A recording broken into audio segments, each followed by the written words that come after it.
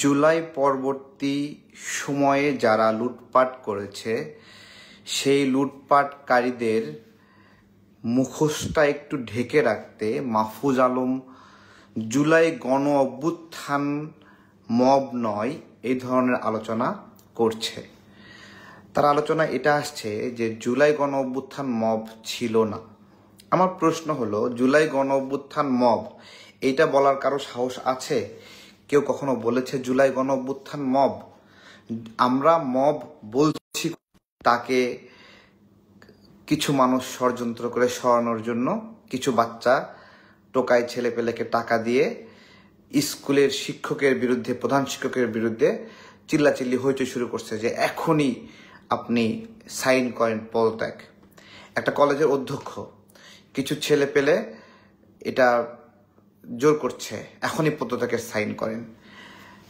এই যে এই ধরনের আচরণ করছে, আমরা খুব করে খোঁজ নিয়েছি যে এই পদত্যাগ করানোর পিছনে আবার কিছু শিক্ষক তারা অর্থায়ন করে, কারণ এই পদত্যাগ করার পরে তারা পদটা পাবে। এটা তেজগাঁ কলেজে হয়েছে, ঢাকার ভিতরে অনেক কলেজে হয়েছে, ঢাকার বাহিরে অনেক কলেজে হয়েছে। জুলাই পরবর্তী সময়ে যারা জুলাইকে কুক্ষিগত করেছে তাদের আয়ের কমন উৎস ছিল এই শিক্ষক নিয়ে, প্রধান শিক্ষক সরানো, প্রিন্সিপালকে সরানো প্রধান আয়ের উৎস ছিল।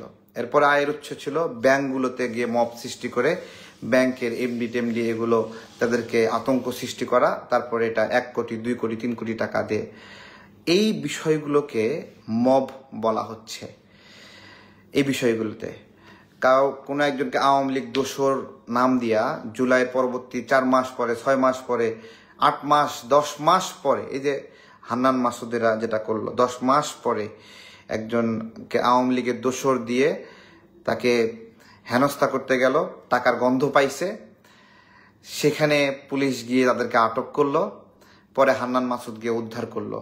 আমরা যারা মবের কথা বলতেছি এইটাকে মব বলতেছি। জুলাই গণ অভ্যুত্থানকে কেউ মব বলে এরকম পাগল কেউ না, ঠিক আছে? তারপরে থানায় একটা আসামিকে নিয়ে গেছে, সেটা যেই নেক, ঠিক আছে, যাকেই নেক তাকে ছাড়ানোর জন্য মিছিল করছে। হ্যাঁ, ছাত্রলীগের একজনকে গ্রেপ্তার করছে, তাকে ছাড়ানোর জন্য জামাত মিছিল করছে। হ্যাঁ, তারপরে বিএনপির একজনকে ধরে নিয়ে গেছে, তাকে ছাড়াতে বিএনপির ওরা মিছিল করছে। এনসিপির ছেলে পেলে তারা গিয়ে মিছিল করছে, থানা ঘেরাও করছে, এখনই ওসিকে সরাইতে হবে। আমরা এইটাকে বলতেছি মব, এইটাকে মব, ঠিক আছে? তো এইটা মাহফুজ আলম জানে যে মব শিশু কারা, মব সৃষ্টিকারী কারা, তারপরে মব সন্ত্রাস কারা করছে, জানে। জেনে শুনে ও এটার সাথে জুলাই গণ অভ্যুত্থানকে মিলাই ফেলছে উদ্দেশ্য প্রণোদিতভাবে। নিন্দা জানাই। বর্তমান অপরাধগুলো ঢাকার জন্য জুলাই গণ অভ্যুত্থানকে ব্যবহার করার এই প্রবণতা আপনাদের কমাতে হবে। এটা হলো একটা বিষয়। এরপরে আসি যে পিআর সিস্টেমটা সবাই কেন চাচ্ছে না, মানে পোল্টি লইতেছে কেন সবাই। হ্যাঁ, আমি কিন্তু পিআর সিস্টেম বিষয়ে এখন থেকে 6 মাস আগেই বলে দিছি আমি পিআর পছন্দ করি না। আমি কেন পিআর পছন্দ করি না সেই বিষয়গুলো আমি বলবো। হ্যাঁ, কিন্তু রাজনৈতিক দল গত কয়েকদিন আগে এমন একটা অবস্থা সৃষ্টি করছিল যে বিএনপিকে বাধ্য করবে, হ্যাঁ, যে পিআরে রাজি হয়ে যান, প্লিজ রাজি হয়ে যান, এরকম সবাই মিলে ঠেলতেছে। তো আমি আমাদের দল সহ, আমজনতা দল সহ কয়েকটা দল এটাতে আমরা নারাজি ছিলাম শুরু থেকে, এখন থেকে না, আরো আগে যখন বিএনপি ভাবেও নাই তখন থেকে আমরা পিআর সিস্টেম বিষয়ে নারাজি। তো কেন হঠাৎ করে ছোট ছোট দলগুলো এটাকে মানে ঘুরে যাচ্ছে পিআর? তো পিআর বিষয়ে যে চিন্তা থেকে এক জায়গায় হয়েছিল কিছু দল, সেটা ওরা এক জায়গায় হয়ে মানে জোট করে একটা ভোট ক্যাপিটালাইজ করবে এবং সেই ভোটের একটা রেশিও নিয়ে ওই ছোট দলটা সংসদে যাবে। হ্যাঁ, এখন এই ছোট দলগুলো একসাথে প্রথমে চিন্তা করছে যে হ্যাঁ, একসাথে জোট কইরা কিছু ভোট এক জায়গায় কইরা 2 জন 3 জন 4 জন করে তাদের প্রতিনিধি সংসদে যাবে। বেসিক্যালি তাদের নির্বাচিত হওয়ার যোগ্যতা নাই। এই জায়গা থেকে তারা জোট করে একটা পিআর করতে চায়। তাহলে পিআরের উদ্দেশ্য জন আকাঙ্ক্ষা না, জনগণের কল্যাণ না। পিআরের উদ্দেশ্য হলো শুধুমাত্র ছোট কিছু দল সংসদে যেতে চায়, এই জন্য হলো পিয়ার করতে চায়। রাজনীতির ইতিহাসে তাদের কখনো 2 জন সদস্য 5 জন সদস্য সংসদে ছিল না, তারা কখনো বিজয়ী হয়নি। তাদের ওই স্বাদটা আল্লাহ দেয় নাই, ওই স্বাদটা তারা দেয় নাই। ওরা ভেবেছিল একসাথে কইরা একটা পিয়ার করে দিবে, জনগণের চাহিদার প্রতিফলন এখানে না। আচ্ছা, তাহলে সামাজিক যোগাযোগ মাধ্যমে রিয়াকশন দেখাচ্ছে কারা? ওই ছোট দলগুলোর 1000, 2000, 5000 কর্মী যারা আছে, ওরা সংঘবদ্ধভাবে পিয়ার চাই, পিয়ার চাই, পিয়ার চাই। বেসিক্যালি ওরা নিজেরাও বোঝে না হয়তোবা যে পিয়ার আসলে কি। ওরা একটা মেসেজ লিখতে সুন্দর করে, পিয়ার পদ্ধতিতে নির্বাচন করলে টাকার খেলা হবে না। মূর্খ, একবারে গণ্ড মূর্খ। পিয়ার পদ্ধতি হলে নাকি টাকার খেলা হবে না।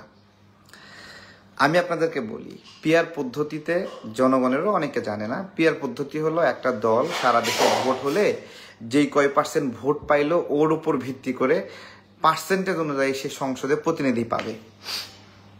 এই পদ্ধতিতে নির্দিষ্ট কোনো প্রার্থী নির্দিষ্ট আসনে ফিক্স করা থাকে না এবং তাকে ভোট দেওয়ার কোনো ইস্যু থাকে না, তাকে বিজয়ী করার ইস্যু থাকে না। ইস্যু হলো ওই যে ওই মার্কাটাকে, মার্কা, প্রার্থী ফিক্স না। এটাতে সমস্যা কোথায়? ধরেন কোনো একটা দল 40% ভোট পেয়েছে, 40% ভোট পেয়ে সে 120টা আসন পাচ্ছে। 120টা আসন পিয়ার পদ্ধতিতে পেয়ে এই আসনগুলো কাদেরকে দেবে? তো এই আসন তো মানে দল তো ভালো ভালো লোক দেখে বাছাই বাছাই করে করে দেবে না,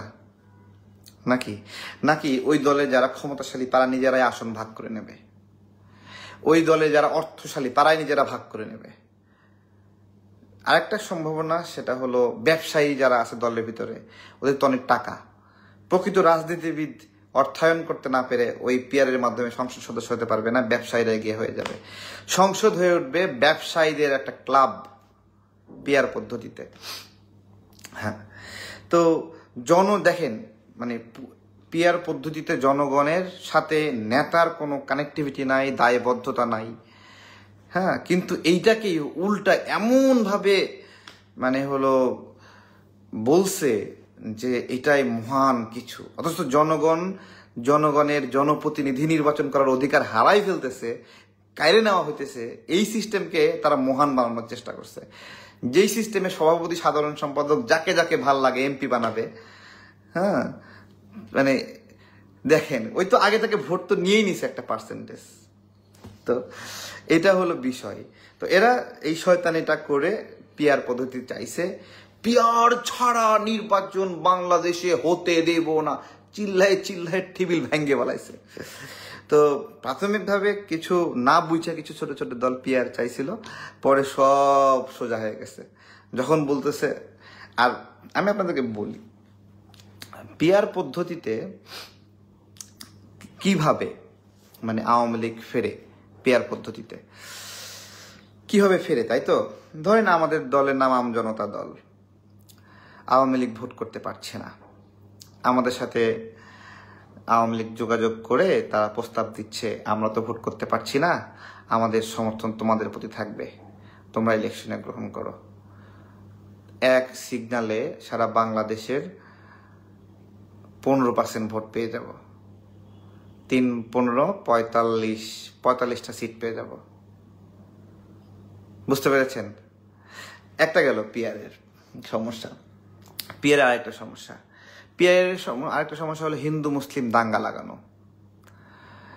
হিন্দু মুসলিম দাঙ্গা কিভাবে লাগাবে? যারা পিয়ার পদ্ধতিতে নির্বাচন করতে চাবে, হিন্দুরা তো বলছে যে আমরা পিয়ার ছাড়া নির্বাচন করব না, ঠিক আছে?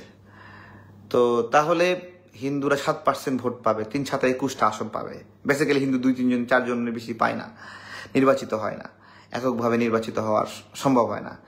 7% বা 8% ভোটে বা 10% অন্য ধর্মাবলম্বী মানুষের জন্য 30টা আসন পেয়ে যাবে। আর ওইদিকে আপনার হলো যারা আপনার ইসলামের নামে রাজনীতি করছে বা ইসলামকে সামনে রেখে রাজনীতি করছে, বলবে যে আপনার হলো আমাদেরকে ভোট দিলে আপনি জান্নাতে যাবেন। আসলেই জান্নাতে যাবে কিনা?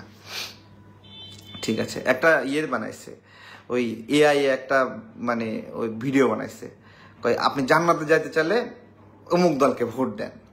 তো উনি আবার বলতেছে জান্নাতের দারোয়ান কি তোর বাপ? ঠিক আছে, বিষয়টা খুব মজা লাগছে। আর একটা বলতেছে যে কি একবার অনেক দলকে তো দেখছেন, একবার হলো আমাদের দলকে দেখেন। তো বলতেছে মানে ঠিক আছে, আর আমাদেরকে তো কখনো দেখেন নাই টেস্ট কইরা। তো বলতেছে তুই তো কখনো গু টেস্ট করস না, তুই গু খা। তো এআই কে দিয়ে ভিডিও বানানো পুরোটা বুমেরাং হয়ে দাঁড়াইছে। হ্যাঁ, এটা দিয়ে আপনার হলো আসলে এইভাবে বানানো ঠিক হয়নি, নাটিকা বানানো এগুলো ঠিক হয় নাই। এগুলো যারা যারা বানাইছে এগুলো ব্যাকফায়ার করতেছে। তো যেটা বলতেছিলাম যে পিআর পদ্ধতির বিষয়টা জানলেন যে এইভাবে। তো এই আর কি, পিআরে জনগণের জনপ্রতিনিধি নির্বাচন করার যে একটা প্রত্যাশা, প্রত্যেকটা এলাকার একটা অভিভাবক থাকে নির্বাচনী এলাকায়। ওই অভিভাবক যদি নির্বাচিত হয়, ওই এলাকার মানুষ শান্তিতে বসবাস করে, তার কিছু কমিটমেন্ট থাকে, নাগরিকের নিরাপত্তা, উন্নয়ন, অনেকগুলো বিষয়। ঠিক আছে, তো এই বিষয়গুলো যদি না থাকে, তাহলে জনপ্রতিনিধি যদি নির্বাচন না হয়ে পিআর পদ্ধতিতে হয়, তাহলে ওই যে নির্দিষ্ট ব্যক্তি ওই এলাকায় জনপ্রিয়, তার প্রভাব, তার ইচ্ছা আকাঙ্ক্ষা জনগণকে নিয়ে, ওইটা আর হবে না। আরেকটা বিষয় যে পিআর পদ্ধতিতে তো একজন জনপ্রতিনিধি যে এমপি হবে, ওই এমপিকে তো জনগণের কাছে যাইতে হবে না, টাকা খরচ করতে হবে না, পোস্টার বানাইতে হবে না, চা খাওয়াইতে হবে না, পাবলিক এঙ্গেজমেন্ট করতে হবে না, সর্বোপরি পাবলিককে কোনো সম্মানই করতে হবে না। আমরা অনেক আগে একটা স্লোগান ছিল যে মার্কা দেখে ভোট দেব না, ব্যক্তি দেখে ভোট দেব। এটা কিন্তু অনেক গুরুত্বপূর্ণ একটা পবিত্র স্লোগান ছিল, যে মার্কা দেখব না, যে ভালো যেই মার্কারই হোক সে ব্যক্তি, তাকে নির্বাচিত করে সংসদে পাঠাবো। পিআর পদ্ধতি হলো এর সম্পূর্ণ বিপরীত একটা পদ্ধতি, সম্পূর্ণ বিপরীত পদ্ধতি। তো এগুলো আসলে পিআর বিষয়ে যখন আসছে তখন প্রচুর ঘাটাঘাটি করার চেষ্টা করছি। হ্যাঁ, কিন্তু যে সকল রাজনীতিবিদদের সাময়িক ব্রেন ওয়াশ করছিল, তো ওরা যখন দেখলো ওরে আমারে ব্যবহার করে তো এরা আসন পাইতেছে, আমরা পাইতেছি না, তখন ওরা না আমরা যাবো না পিআরে। ঠিক আছে, এই আর কি বিষয়। তো পিআরের অধ্যায় ক্লোজ মানে ক্লোজ, ঠিক আছে, ক্লোজ, এই আলোচনা ক্লোজ। ঠিক আছে, এটা নিয়ে হাউখাউ করে লাভ নাই, এটা নিয়ে হাউখাউ করে যে লাভ নাই, এটা যারা যারা হাউখাউ করছিল ওরাও বুঝছে। ওরা বুঝা নিজ নিজ নির্বাচনী এলাকায় এখন আর আসন ঠিক করতেছে, অমুক ব্যক্তি থেকে অমুক এলাকায় মনোনীত করা হলো। হ্যাঁ, করতেছে, এটা করতেছে না কেন করতেছে? কারণ ও জানে ওর পিআর সিস্টেমের যে শয়তানি এটা ধরে ফেলাইছে। হ্যাঁ, নির্বাচন ফেব্রুয়ারিতে হওয়াতে যাদের প্রস্তুতি একটু কম তারা অস্বস্তিতে পড়ে গেছে। তো নির্বাচন পিছানোর জন্য এই পিআর আলোচনা অথবা স্থানীয় সরকার নির্বাচন এগুলো একটা ঘুঁটি ছিল। আমি আপনাদেরকে বলি যে এই সময়টাতে এসে স্থানীয় সরকার নির্বাচন যারা চাচ্ছে, বেসিক্যালি তাদের জাতীয় নির্বাচনের প্রস্তুতি নাই, এক নম্বর বিষয়। জাতীয় নির্বাচনের কনফিডেন্স নাই, এই জন্য তারা স্থানীয় সরকার নির্বাচন চাচ্ছে। পাশাপাশি তাদের নির্বাচনী প্রস্তুতি হওয়ার জন্য সময় লাগবে, এই সময়টা ফেব্রুয়ারি পর্যন্ত যথেষ্ট না, এই জন্য তারা কখনো স্থানীয় সরকার কখনো পিআর এগুলো নিয়ে বিতর্ক করছে। তাদের প্রস্তুতিটা কেন হয়নি? বেসিক্যালি গত 15-16 বছর তারা রাজনীতি তাই করেনি, সঠিক রাজনীতিটাই করেনি। মানে আমার দোকান যেরকম 3 বার বুলডোজার দিয়ে ঘুরায় দেওয়া হয়েছে, ভেঙে দেওয়া হয়েছে, হ্যাঁ, তাদের দোকানগুলো এরকম ভাঙা হয়নি। তারা খুব সুন্দরভাবে ব্যবসা করছে, তারা আওয়ামী লীগের মিটিং মিছিলেও গেছে, আওয়ামী লীগের প্রতি সুন্দর সুন্দর কথা বলছে, আওয়ামী লীগের সাথে বিবাদে লিপ্ত হয় নাই, হ্যাঁ, ভোটাধিকারের লড়াইয়ে সঠিক ইফোর্টটা দেয় নাই, যার ফলে আন্দোলনকারী জনগণ তাদের সঙ্গে তাদের কোনো সম্পর্ক নাই। ওই সম্পর্ক তৈরি করতে কমপক্ষে আরো 2 বছর সময় লাগবে। এই জন্য ওরা প্রথম তত্ত্ব দিছিল যে 5 বছর ডক্টর ইউনূস ক্ষমতায় থাকুক। ঠিক আছে, ওদের প্রস্তুতি নাই এই জন্য, কারণ ওরা পাবলিক সাথে ইংগেজ ছিল না। সারাটা সময় ব্যবসা ব্যবসা ব্যবসা ব্যবসা, পাগল ছিল ব্যবসা, নিজের আখের গোছানোর জন্য, দেশের জন্য ভাবা কাজ করেনি। এবং তাদের নেতারাও বলতো যে আপনারা এইভাবে অজুহাত দেখান কেন, প্রোগ্রামে আসতে পারবো না, মিটিং আসতে পারবো, তাদের নেতারাই বলতো, বিভিন্ন অনেক বক্তব্য আছে। যে তারা তারা ব্যবসা করতে করতে আওয়ামী লীগের সাথে মিল রেখে ব্যবসাগুলো করছে, তাদের অর্থনীতি, তাদের bank balance everything was fine এবং গুড এনাফ, স্ট্রং এনাফ। হ্যাঁ, এবং ওই জন্য ওদের পাবলিক এঙ্গেজমেন্ট নাই, জনগণের সাথে সম্পর্ক নাই। প্রত্যেকটা এলাকা হইতে পারে বিভিন্ন এলাকা থেকে 10 জন করে নিয়ে গিয়ে তারা 1000 মানুষ 1 লাখ মানুষ এক জায়গায় করতেছে, but that's not the actual fitness. Actual fitness হলো জনগণের মন মানসিকতা, মনন। জনগণ দেখছে যে কোন এলাকায় কে রাজনৈতিকভাবে লড়াই করছে, ফ্যাসিবাদের বিরুদ্ধে কষ্ট করছে। ফেসবুকে 100 মানুষ 200 মানুষ এসে গালিগালাজ করবে, মব সৃষ্টি করবে, আক্রমণ করবে, এটা দিয়ে অ্যাকচুয়াল সিনারিও সম্পূর্ণ আলাদা। আমরা রাস্তাঘাটে চলাফেরা করি তো আমরা বুঝি, মাঠ পর্যায়ে আগেও মাঠ পর্যায়ে আমরা প্রকাশ্য রাজনীতি করছি, এখনো প্রকাশ্য রাজনীতি করছি। তো এই আর কি। তো মবকে প্রশ্রয় দেওয়া যাবে না। জুলাই গণ অভ্যুত্থান কোনো মব ছিল না, এগুলো মাহফুজ আলমরা মবের সাথে জুলাই গণ অভ্যুত্থান মিলাচ্ছে এই জন্য যে মব বর্তমানে যারা সৃষ্টি করতেছে তারা ওদের লোক, এবং এটাকে ঢাকার জন্য জুলাই গণ অভ্যুত্থান পর্যন্ত টানে নিয়ে যেতেছে। আরে পাগল, জুলাই গণ অভ্যুত্থান মব ছিল না। বর্তমান যেগুলো মানুষকে জিম্মি করে আটক করে বিভিন্ন হয়রানি করে টাকা পয়সা নিচ্ছে, তারা সেগুলো হলো মব। এবং যেগুলো টাকা দিয়ে সেটেলমেন্ট হচ্ছে সেগুলোতে মব সৃষ্টি হচ্ছে না। যেগুলো সৎ ছিল, সৎ টাকা পয়সা ইনকাম করেনি, দেওয়ার মতো কিছু নাই, হ্যাঁ 20,000 দিতে চায় কিন্তু চায় 2 লাখ টাকা, 50,000 টাকা দিতে চায় 1 লাখ 10 লাখ টাকা, ওইগুলো জায়গাতে মব সৃষ্টি হচ্ছে। হ্যাঁ, যেখানে 3 কোটি টাকার গন্ধ পাচ্ছে, যায় টাকা পাচ্ছে না আসলে, ওই সময় যায় মব সৃষ্টি হচ্ছে। গুলশানের মব দেখেন, ধানমন্ডির মব, 14 জন সমন্বয়কে আটক করে রাখা হয়েছিল মব সৃষ্টি করার জন্য। এগুলো একটা বিষয়। তো এই আর কি, মোটামুটি একটা আলোচনা করার ইচ্ছা ছিল, সবার সাথে আলোচনা করলাম। এখানে অনেক মানুষ আছে রাজনৈতিক কারণে, রাজনৈতিক আলোচনা আমি আমার জায়গা থেকে করি, তোমরা তোমাদের জায়গা থেকে করবা। আমার ব্যবসা নিয়ে নোংরা নোংরা কথা বলে, ঠিক আছে? তো ওরা যুক্তি বুদ্ধি দিতে পারে না, তো আইসা হুদ্দাই কিন্তু কি শয়তানি যে পিয়ার পদ্ধতিতে টাকা পয়সার লেনদেন হবে না। তুমি ঘোড়ার ডিম জানো, শয়তানের ঘরে শয়তান। পিয়ারের টাকা পয়সার লেনদেন হবে না, পিয়ার পুরাই টাকার খেলা। মার্কা দিতে আসবে, এরপরে সিরিয়াল দাও কার কত টাকা আছে। ফাগল গুলো বসে না। ভালো থাকবেন, আসসালামু আলাইকুম। প্রিয় দর্শক, এতক্ষণ আমরা ওনার কথাগুলো শুনছিলাম এবং পিয়ার পদ্ধতির যে বিভিন্ন বিষয়গুলো উনি তুলে ধরলেন, এবং রাজনীতির প্রেক্ষাপটে এখনকার সময় পিয়ার শব্দটা নিয়ে কিন্তু মিডিয়াতে বা অনেকেই আলোচনা করেছেন, সুযোগ সুবিধা বা এটি কতটা রাজনীতিতে প্রভাব খাটাতে পারে বা বাংলাদেশের রাজনীতির কতটুকু যৌক্তিক, এবং বিভিন্ন ইস্যু নিয়ে কিন্তু কথাবার্তা, পিয়ার পদ্ধতি নিয়ে কিন্তু কথাবার্তা হচ্ছিল, এবং অনেক ব্যক্তিবর্গ এই নিয়ে কথা বলেছেন, এবং সোশ্যাল মিডিয়া যারা অনেক প্রভাব খাটান তারাও কিন্তু এই বিষয়ে নেগেটিভ পজিটিভ বা বিভিন্ন বিষয়ে ওনারা কথা বলেছেন। এবং বড় রাজনৈতিক দলগুলোও কিন্তু এটির বিরুদ্ধে ছিল, এবং পরবর্তী সময়ে উনি যেটা বলছিলেন যে বিভিন্ন রাজনৈতিক দলও এটা থেকে সরে আসার কথা বলছেন, এবং সেই ক্ষেত্রে কিন্তু অনেক ব্যক্তিবর্গ এক্ষেত্রে ভূমিকা পালন করেছেন। তো আমরা বলবো যে রাজনীতিতে, বাংলাদেশের রাজনীতি যেটি সুন্দর একটি পরিবেশ দিবে এবং মানুষের মধ্যে শান্তি ফিরে নিয়ে আসবে, এবং সকল ধরনের ভেদাভেদ ভুলে একটি সুন্দর পরিবেশ তৈরি করবে, সেটি যে পদ্ধতিতে হোক এটি কিন্তু আমাদের দেশের কাম্য। এবং যেহেতু গত 53 বছরে রাজনীতির বিভিন্ন পালা বদলে বাংলাদেশের অর্থনীতির তেমন কোনো অগ্রগতি হয় না, সেই জায়গায় বাংলাদেশের এখনকার সময় অবশ্যই আমরা চাই যে একটি সুন্দর পরিবেশ রাজনীতি বিরাজ করে এবং দেশের মধ্যে এটি বজায় থাকুক।